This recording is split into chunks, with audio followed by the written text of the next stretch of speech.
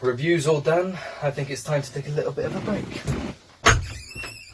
Keiran, I better not see you relaxing there. I swear to God, I've been waiting for the next part of the next series for ages now. Now, if you think for 1 second that you can relax before editing the next video, I swear I'm going to put you through a box, and I'm going to ship that box somewhere else, and then I'm going to fucking do something that'll kill you, so you won't be able to make any more videos, which is kind of bad, but in the same way, I need to make the videos now, so you better do the editing and sort it out, or so help me God, I'm going to absolutely destroy you, and then I'm going to absolutely just fucking shove it up your butt, I can't believe you're just doing this so casually. I just don't want you to be so casual. I just need you to edit. I just need you to do it. I just need you to stop fucking up being so lazy. Why aren't you doing anything? Look at you right now. You just sat there just doing absolutely nothing. What is wrong with you? Oh my God, what is wrong with you?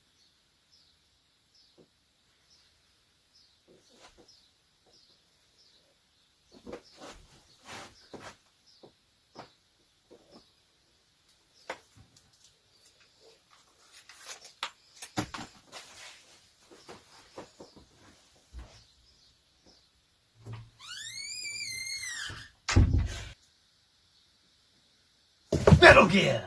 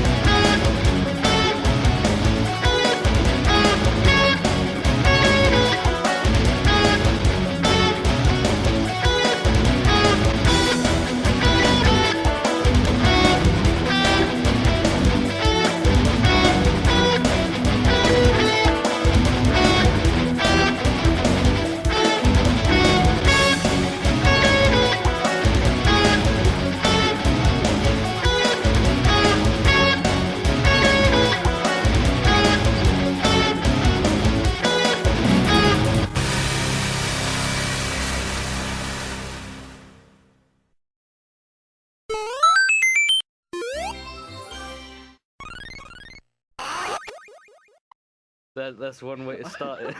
Well, you know, I thought we needed some flair.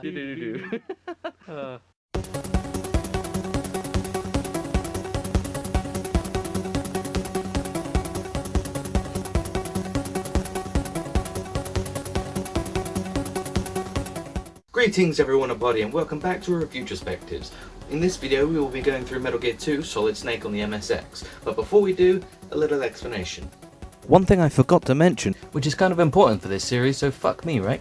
the reason why this series is called Reviewtrespectives is because it is a combination of both a review and a retrospective. But the important thing that I should have said is the retrospective of the series or the individual game will take place at the end of the video, or it will take place at the end of the series of videos. It will be at the end. So for example, for this series of Metal Gear videos, at the end, after Metal Gear Solid 5 is done and reviewed, I will be doing a retrospective on it as a round off essentially.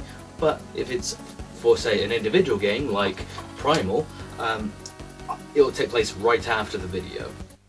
So after Metal Gear on the MSX was released to the Japanese market, it sold very well and became a success. So much so it was given a Western release on the NES, selling 1 million copies in the US.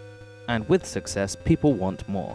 So Konami produced a sequel purely for Western audiences called Snake's Revenge. Which doesn't make a whole lot of sense considering Snake won last time, but whatever. Snake's Revenge was not made under the supervision or involvement by Hideo Kojima. Upon learning of Snake's Revenge's existence, Kojima said, "Fuck that, I'm making an actual sequel," which would be exclusive to Japan until the subsistence version of Metal Gear Solid 3 was released with the 2 original games on it. And so here we are, Metal Gear 2 Solid Snake. Now let's not waste any more time and get right down to... Hey! I told you, no, I'm not fucking reviewing you. Get the fuck out! Don't get funny with me. That's better.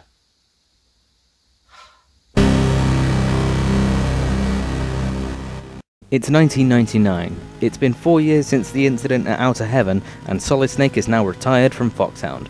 Because I'm fairly certain after dealing with Outer Heaven on his first day, he was probably the one that was chosen for every big mission, because Foxhound knew he'd get it done. Also, the dude kinda saved the world from nuclear disaster, so he deserves to retire. The world is in a peaceful state. The Cold War is steamed out and nuclear proliferation is on its way out.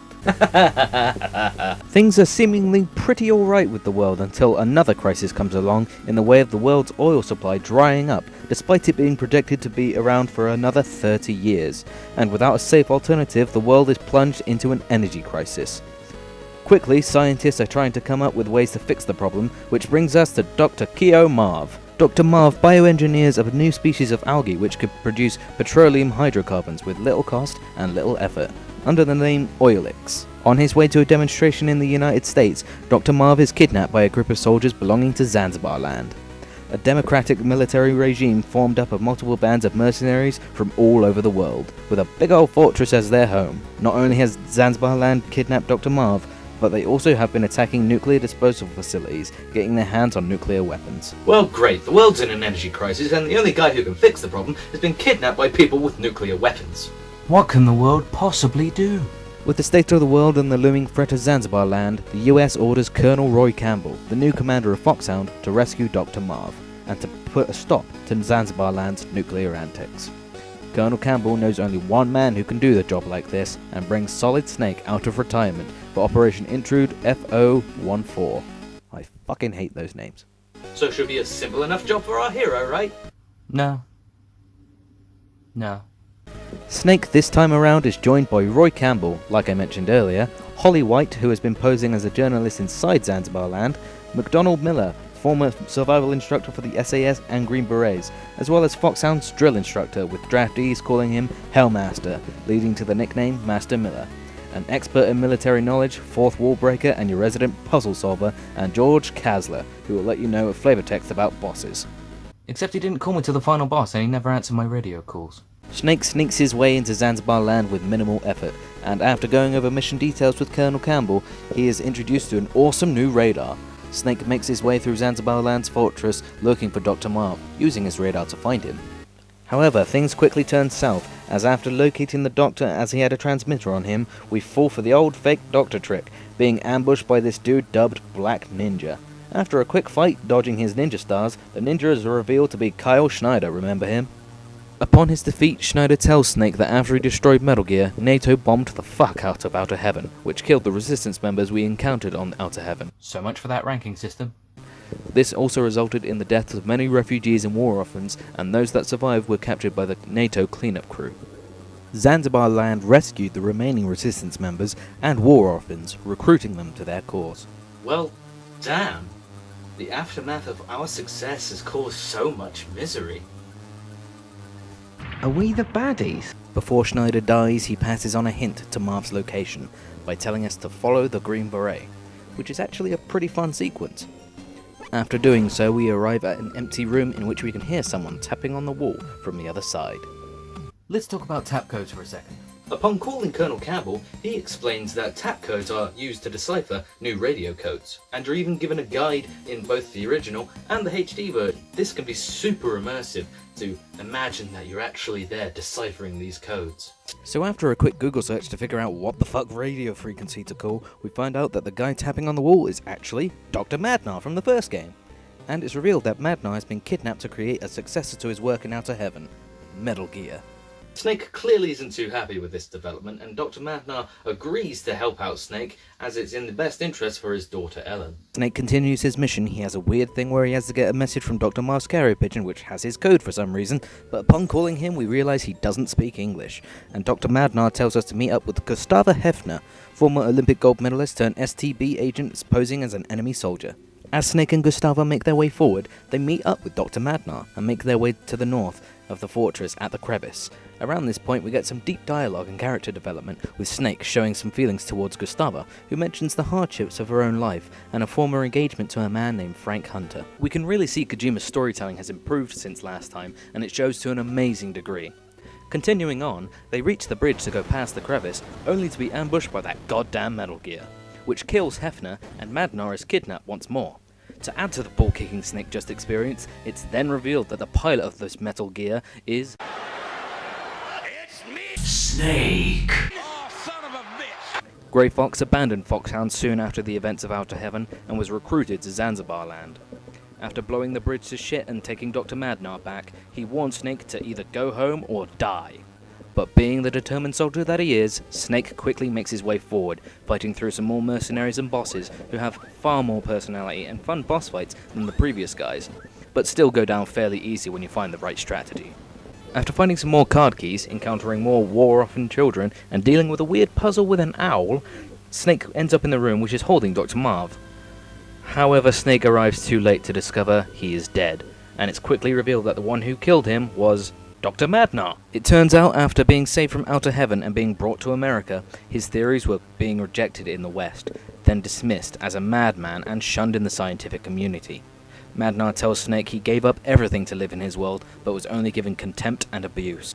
To be fair, all he wanted to do was finish Metal Gear because he believed it to be his ultimate culmination of his works, so he's ultimately wrong and one of the bad guys, but it's all presented so you can sympathize and understand what's happened to him.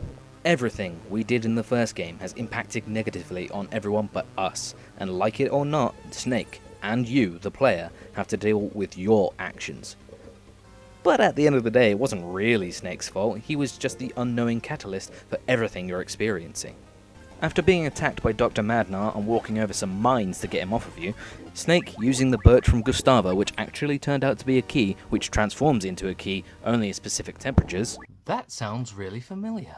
After using the key to unlock Dr. Marv's locker, Snake retrieves the Oilix research, which is actually contained inside an MSX cartridge for some weird Konami self-insertion. On his dying breath, Madnar tells Snake how to destroy Metal Gear to apologize for his betrayal, and as a gift for his daughter Ellen. Wait a minute, if Ellen's living in America, wouldn't that kill? Then, after comically being dropped down a trapdoor of all things, Snake runs into that Metal Gear unit again, still piloted by Grey Fox, which then turns into a fairly easy but very fun boss fight. Snake somehow destroys the fully functional mech, which results in Grey Fox stealing the Oilix research, with the rest of Snake's gear being set on fire, bringing you back to zero, just like the beginning of the game. Giving chase to Grey Fox, Snake encounters him in a minefield, ending in a one-on-one hand-to-hand battle. This is the time that George Kasler actually calls you, revealing Grey Fox's real name as Frank Jaeger, and that Jaeger in German means hunter. Turns out the former lover and person Gustava Hefner was engaged to was Grey Fox, and the West wasn't interested in bringing Hefner over the fence, which resulted in Grey Fox's hate for the West. The grueling battle comes to an end with Snake coming out as the victor, and the two hardened soldiers and friends bid respect to each other as Snake leaves, only to encounter the leader of Zanzibar Land himself, Big Boss.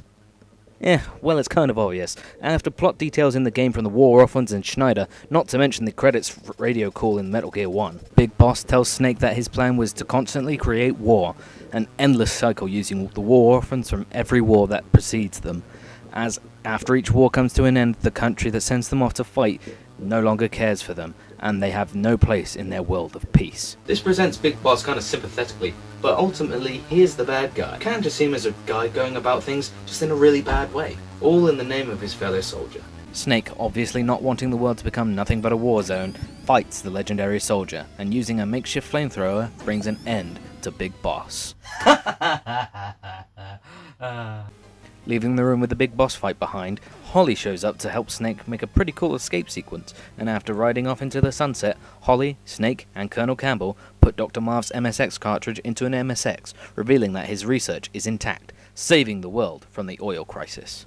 Satisfied the world is now saved, Snake makes a quiet exit, retiring once more, ending Metal Gear 2 Solid Snake. Well, shit! What a massive step up in story. We have loads of different twists, we have character development, political commentary, we even have so much atmosphere packed in, and it adds to it so much. Not only has the storytelling, soundtrack and cinematics been improved, but the visuals as well. There's also a small comment about a tiny microbe to change the world. I think we're going to experience that a little bit more in the next game, but I wonder what that could be. Nanomachine, son! We can see the improvements in the pretty cinematic opening, especially with the MSX being a simplistic system. It's impressive to see, and that theme song, man. It's called the theme of Solid Snake, and I absolutely love it. If you get the chance, look up the Metal Gear Solid Integral version. It's perfect. The game has more detailed graphics and fluid animation this time around, which, given the 3-year gap between the Japanese release of the first game and this one, it shows that they have improved in every way possible. If you wait around a bit on the title screen, you get this story set up about the oil crisis situation and whatnot. One thing I didn't mention is due to the Cold War fizzling out, nukes are basically all gone and Zanzibar land has stolen what they can, so they're the only place with nuclear weapons, which is another part of the threat, but it's never brought up again, and essentially, in future games, is something that never happened. So, the game. I guess we should talk about it. So, things are slightly different this time around. Like I mentioned earlier, Snake has a brand new spiffy radar to work with, which is introduced to us via the story by Campbell. One of the big problems I had with the first Metal Gear was when you pass through to another screen, most of the time, you could be spotted purely due to the fact you didn't know that there was an enemy looking a particular way as you went through to the next screen. With this new radar, however, you can tell exactly where an enemy is and their patrolling route, so you can plan your moves much more stealthily. Although this time around the soldiers are nowhere near as dumb. Beforehand you could be in front of an enemy and they'd looked right through you. This time around though, the guards have something called Peripheral Vision! So guards will look straight ahead, towards the left and towards the right, which means you'll most likely be more spotted, and getting away isn't as easy as walking through the next screen or new door. The alert sequence is more dangerous this time around, as they send in the cavalry, which is a little bit harder this time. Your radar is thrown offline and the alert sequence lasts a little longer. When your radar gets knocked offline, you get a timer which only goes down when you aren't in view of enemies. But not only that, after the alert sequence is finished, the guards aren't as trigger happy, but are actively looking for you, as opposed to a general patrol. But if you stay hidden as the evasion sequence goes away, the guards will leave the immediate area, giving you time to start sneaking around like normal. One thing added to your sneaking arsenal to help you out is crawling, which is pretty useful for staying hidden away, picking up mines, getting around stealthily under tables and whatnot, and moving around quietly along noisy surfaces like metal grates or squeaky sand. Is that really a thing? Another thing you can do is distract the guards by punching on walls, which I found myself doing quite often. There's a few new things in terms of gameplay like I mentioned before, which are really good to note, as stealth is more important given things are a little trickier in terms of battle mechanics and enemy AI. So sneaking is imperative. Can't choke hold or hold up an enemy yet, so it's still quite limited though. What's that?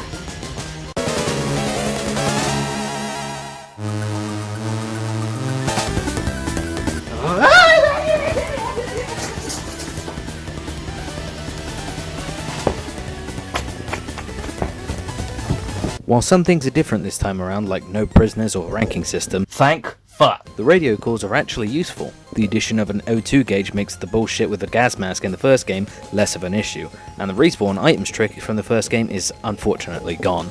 And while some things are different, some things remain the same. The 3-punch stun, backtracking, cameras, handgun bullets not reaching that far, a battle with a hind, even if the Stinger missiles work a little differently, trial and error, and pretty much the same weapons, but no handy dandy grenade launcher this time though. If we're just comparing Metal Gear 1 and 2, 2 is naturally the better game, just being the sequel. But with the scale of story being stepped up, as well as the improvements in gameplay, you can definitely tell that everything was pushed to the limit.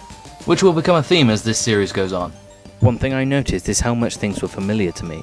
My first Metal Gear game, like many others, was Metal Gear Solid, and going back to play Metal Gear 2 Solid Snake, I was surprised to see how many similarities there were. From the hind and the chase sequence on the stairs, temperature change key, music, characters, and some aspects of story, things were very similar to Metal Gear Solid. While the sequel, Metal Gear 2 Solid Snake, is still laying the groundwork for the rest of the series yet to come, and this being the last Metal Gear game on the MSX, that means there are big things to follow. And with that, I will be seeing Hey, what did I tell you? Alright, that's it.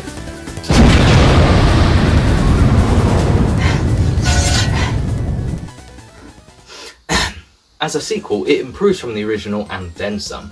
My experiences playing this game were far more enjoyable than playing the first. Things are always going on to keep you invested, the music never gets dull, the characters have been improved, as well as the storytelling. The game's just so much fun. Things are only getting bigger from this point on, and the next time we're going to be jumping onto the powerhouse that is the PlayStation 1. Because next time we're going to be taking a look at Metal Gear Solid 1 for the PlayStation 1. I hope you guys all enjoyed this video, and I hope you all look forward to the next review. I'll see you guys next time. Have a good one.